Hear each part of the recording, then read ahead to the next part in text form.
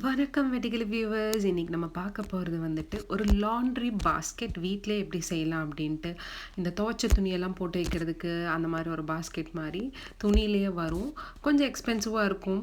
So அதனால வீட்டிலே waste பொருட்களை வச்சு எப்படி செய்யலான்னு பார்க்கலாம். இந்த மாதிரி அமேசான் கவர்லாம் உங்கள் வீட்டில் கண்டிப்பாக இருக்கும். அந்த பார்சல் வந்த கவரு அதை எடுத்துக்கோங்க.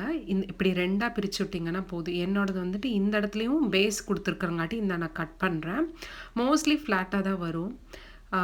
இப்போ இதை மாதிரி நம்ம வச்சுட்டு உங்களுக்கு எந்த சைஸ்க்கு பாஸ்கெட் வேணுமோ, உங்ககிட்ட எந்த சைஸில் அந்த அமேசான் கவர் அந்த பபிள் ரேப் கவர் இருக்கோ அதை வச்சு தான் நம்ம செய்ய போகிறோம். இதுக்கு அக்யூரேட் மெஷர்மெண்ட்ஸ்லாம் தேவையில்லை. இது என்னோட குழந்தைக்காக வாங்கின ஒரு அந்த ஸ்டே ட்ரைன்னு சொல்லுவாங்கள்ல, அது ஸோ இப்போ பாட்டி ட்ரெயின் ஆகிட்டங்காட்டி இது யூஸ் இல்லை. அதுவும் இல்லாமல் இது நிறைய இடத்துல வந்து ரிப் ஆயிருச்சு கீழெல்லாம். ஸோ இது யூஸ் ஆகாதுன்னு சொல்லிட்டு இதை வச்சு நான் பண்ண போகிறேன்.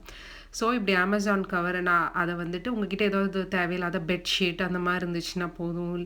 அது இல்லைன்னா பில்லோ கவர் கூட நீங்கள் இதுக்கு யூஸ் பண்ணலாம், பெரிய பில்லோ கவராக இருந்துச்சுன்னா. ஸோ இப்போ இந்த 3 லேயரையும் சேர்த்து வச்சு தைக்க போகிறோம் நம்ம. நான் வந்து உள்ளன் நூல் எடுக்கிறேன், ஸோ ஸ்ட்ராங்காக இருக்கும்ன்ட்டு. இந்த ஃபர்ஸ்ட் லேயர், இது வந்து அந்த பபிள் ரேப் லேயர், அதுக்கப்புறம் இந்த மடக்கின அவுட்டர் லேயர். ஸோ இப்போ பில்லோ கவர்லனா ஆல்ரெடி வந்துட்டு உங்களுக்கு ஒரு சைட் தைச்சிருக்கும். ஸோ இதை உள்ளே இன்சர்ட் பண்ணிங்கன்னா போதும்.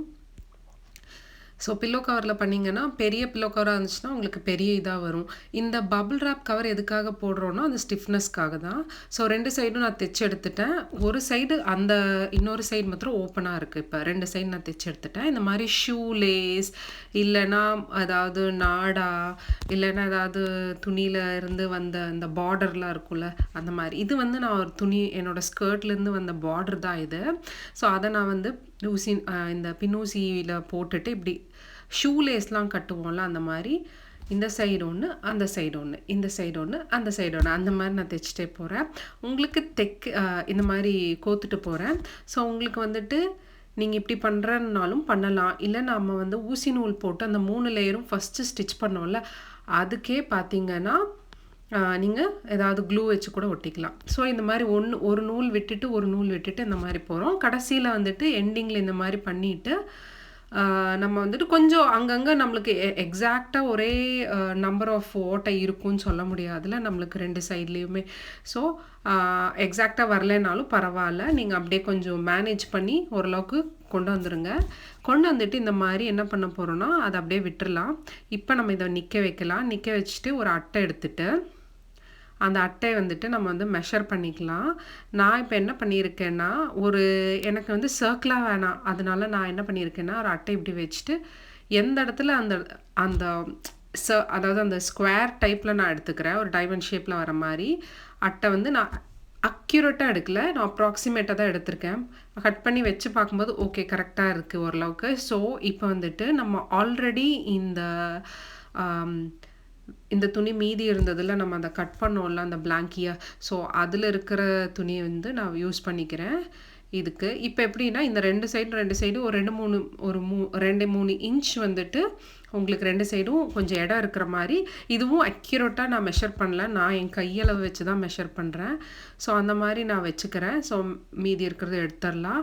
ஸோ இப்போ பார்த்தீங்கன்னா நான் வந்து இது ஃபெவி பாண்டுன்னு சொல்லுவாங்கள்ல, அந்த மாதிரி ஒரு ஸ்ட்ராங்கான க்ளூ இது. ஸோ E600ன்னு சொல்லிட்டு 600ஓ 6000ஓ ஓகே. ஸோ அதை வச்சு நான் இந்த சைடு ஒட்டுறேன். ஏன்னா இது வந்துட்டு ஒட்டுனா தான் கொஞ்சம் நல்லா இன்டாக்டாக இருக்கும் அப்படின்ட்டு. அது மேலே எதாவது ஹெவியாக வச்சுருங்க, அப்போ தான் ஒட்டும். நான் என் பையனே தூக்கி உட்கார வச்சிட்டேன்.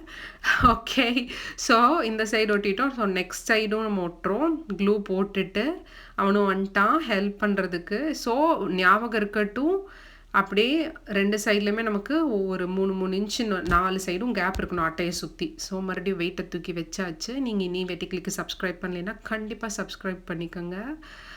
ஓகே, ஒரு வேலை செய்ய விட்றானா அங்கேயும் அலைஞ்சிட்டே இருக்கிறான் இந்த கூடையை பண்ணி முடிக்கிறதுக்குள்ள. அப்பா ஓகே, நம்ம வந்து நோட்டு புக்குக்கெல்லாம் அட்டை போடுவோம்ல, இந்த மாதிரி 4 சைட்ஸும் கட் பண்ணிட்டு அந்த மாதிரி 4 சைடும் கட் பண்ணிட்டோம். ஒரு சைடு மாத்திரம் ஒட்டிகிட்டு இருக்கோம், ஏன்னா நம்ம வந்து மடித்து வச்சங்காட்டி. ஸோ அதையும் கட் பண்ணிட்டோம். இப்போ நம்ம என்ன பண்ண போகிறோன்னா ஒரு சைடு இப்படி வச்சுக்கோங்க, அப்ராக்சிமேட்டாக வச்சிங்கன்னா போதும். வச்சுட்டு இந்த 2 சைடு ஆஃப் த கீழ் பேஸ் அட்டை வந்து உள்ளே போயிடணும் இந்த 2 இதுக்குள்ளே. அதாவது அந்த டாப் அண்ட் பாட்டம் லேயருக்குள்ள. ஸோ நான் வந்து ஊசி நூல் போட்டு வேலை இல்லாம தைக்கிறேன். உங்களுக்கு வந்து இது கண்டிப்பா வந்துட்டு நான் வந்து அதுவும் ரொம்ப திக்கான பிளாங்கி இது. உங்களுக்கு பார்த்தாலே தெரியும் ஃபர்ரெல்லாம் இருக்கிற மாரி. ஸோ அதனால எனக்கு வந்து டைம் எடுக்குது தைக்கிறதுக்கு. நீங்க நார்மல் பிளாங்கினா நீங்க தைக்கலாம். இல்லன்னா அதாவது ஃபேப்ரிக் க்ளூ கூட வச்சு ஒட்டிட்டு போயிரலாம். டக்குன்னு வேலை முடிஞ்சிரும். ஸோ அம் நான் இப்படி வந்து ஒரு சைட் தைக்கிறேன். இந்த 4 லேயருமே ஒண்ணா இருக்கிற மாரி மாத்திரம் செக் பண்ணி தைச்சுக்கோங்க. ஸோ இப்போ ஆப்போசிட் சைட்லயும் அட்டை வச்சிருக்கோம். கொஞ்சம் அட்டை வந்து ஸ்டிஃபா தான் இருக்கும். பட் ஸ்டில் நீங்க அத கொஞ்சம் மேனேஜ் பண்ணி ஸ்டிச் பண்ணலாம். இல்ல ஒட்டிறலாம். 2 சைடு முடிஞ்சாச்சு. இன்னி 2 சைடு இருக்கு. ஸோ வந்துட்டு இந்த சைடும் இதே ப்ராசஸ் தான் யூஸ் பண்றேன். ஆமா. நான் கீழ உட்காந்துட்டேன். பட்டறைய போட்டுட்டேன். ஏன்னா, கம்ஃபர்டபுளா எங்க இருக்கோ அங்க தான். அப்புறமா உட்காந்து நம்ம வேலை செய்ய முடியும். ஸோ, அ இப்ப இந்த லேயருக்கு வந்து நம்ம இப்படி உட்காந்து அதாவது பாஸ்கெட்குள்ளேயே கை விட்டு தான் நம்ம தைக்க முடியும். ஸோ, இந்த ஸ்டேஜ்க்கும் நீங்க என்ன பண்ணணும்னா, உங்கனால முடியலைன்னா, ஃபேப்ரிக் க்ளூ யூஸ் பண்ணிக்கோங்க. ரொம்ப ஈஸியா முடிஞ்சிரும். ஸோ, 3 சைடும் நான் ஸ்டிச் பண்ணிட்டேன். 4வது சைடு ஸ்டிச் பண்ண போறேன். இதையும் அதே மாரி தான் ஸ்டிச் பண்ணி எடுத்தாச்சு. இப்ப வந்து நம்ம மீதி இருந்த துணியில வந்து ஹேண்டில் செய்ய போறோம். ஹேண்டில் வந்துட்டு ரொம்ப ஈஸி தான். இது நீங்க தைக்கிறது தான் பெட்டர்ன்னு நான் சொல்லுவேன். அப்புறமா ஒரு அழகாக இருக்கிறதுக்கு வேண்டி ஒரே ஒரு பீட்ஸ் உள்ள போட்டுட்டு, அதுக்கப்புறமா அப்படியே ஒரு ஓட்டையோட பீட்ஸ்ல வெளிய வந்துட்டு, அப்படியே இன்னொரு ஓட்டையில வந்து உள்ள விட்டு, இதே மாரி இந்த சைடும் தைச்சிரலாம். ஸோ அதே மாரி நான் பீட்ஸ் யூஸ் பண்றேன். ஸோ கொஞ்சம் கியூட்டா இருக்கும்ல பார்க்கறதுக்கு, அதுக்காக வேண்டி. ஸோ பண்ணிட்டோம். பண்ணுனதுக்கப்புறம் அப்படியே முடிச்ச போட்டு செக்யூர் பண்ணி எக்ஸ்ட்ரா நூலெல்லாம் கட் பண்ணி எடுத்துருங்க. அதே மாரி அந்த சைடு ஒரு ஹேண்டில் குடுத்தாச்சு. ஸோ நம்மளோட அழகான லாண்ட்ரி பாஸ்கெட் ரெடி ஆயிருச்சு. அவர் ரிசர்வ் வேற பண்ணிட்டாரு. ஏன் துணி தான் இதில போடணும் அப்படின்னு சொல்லிட்டு அவனே எடுத்து தூக்கி போட்டுட்ருக்கான். ஸோ கண்டிப்பா இந்த வீடியோ யூஸ்ஃபுல்லா இருந்திருக்கும்னு நெனைக்கிறேன். அப்படின்னா வெட்டிக்கிளிக்கு சப்ஸ்கிரைப் பண்ணி உங்களோட சப்போர்ட்ட காமிங்க. அண்ட் லைக் பண்ணுங்க, ஷேர் பண்ணுங்க, கமெண்ட் பண்ணுங்க. தேங்க்ஸ் ஃபார் வாட்சிங்.